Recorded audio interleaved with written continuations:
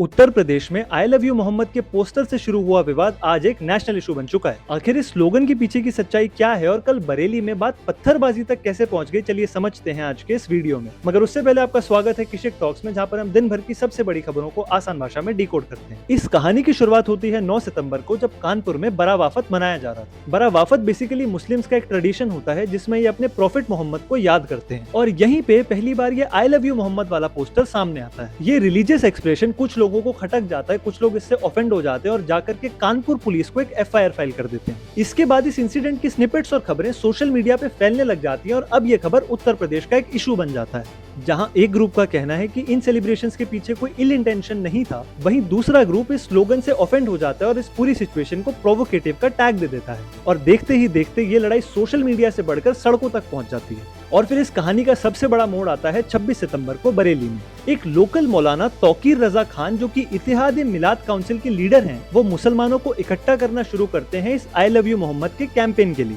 Authorities उन्हें clearly बोलती हैं कि इस टाइम पे उत्तर प्रदेश की सिचुएशन कुछ ज्यादा ही सेंसिटिव है और आप बड़ी गैदरिंग्स को अवॉइड करें। मगर इसके बाद मौलाना तौकीर खान एक वीडियो शेयर करते हैं जिसमें वो क्राउड को एक बार फिर से इंस्टिगेट करते हैं इकट्ठा होने के लिए। अब की बार उनकी वीडियो काम कर जाती है और कानपुर के एक मॉस्क के आगे देखते ही देखते बहुत सारी भीड़ लग जाती है। अथॉरिटीज उन्हें फिर एक बार समझाती हैं कि इस टाइम पर बड़ी गैदरिंग्स करना पॉसिबल नहीं है, मगर क्राउड इस बात से नाराज हो जाता है।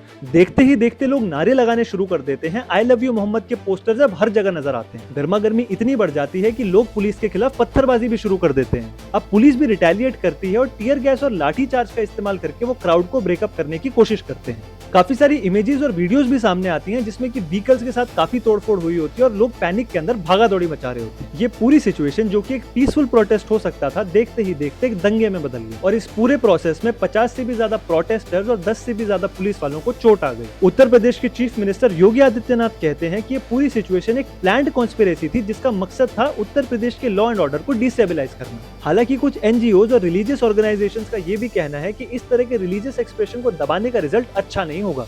इस टाइम पे हमारी कंट्री एक बहुत ही ज्यादा सेंसिटिव सिचुएशन में खड़ी है। लद्दाख में चल रहे प्रोटेस्ट अब वायलेंट हो चुके हैं। सोनम वांगचुक को अरेस्ट कर लिया गया है। बंगाल में बांग्लादेश से हो रहा इलीगल इमिग्रेशन अब कुछ ज्यादा ही बढ़ चुका है। पाकिस्तान से तो हमारी सिचुएशन एज यूजुअल बहुत ही ज्यादा सीरियस है और अब उत्तर प्रदेश में भी कम्युनल टेंशंस राइज कर गई हैं। एज इंडियंस हमें इस सिचुएशन के अंदर थोड़ा केयरफुल रहना चाहिए, क्योंकि अगर हम आपस में ही लड़ते रह जाएंगे तो जो हमारे एनिमी स्टेट्स हैं उनका काम और भी आसान हो जाएगा। जाने से पहले अटल बिहारी वाजपेयी जी की एक बात मुझे याद आ रही है, आप भी सुन के जाना। का खेल तो चलेगा, सरकारें आएंगी जाएंगी, पार्टियां बनेगी बिगड़ेंगी, मगर ये देश रहना चाहिए। इस देश का लोकतंत्र अमर रहना चाहिए।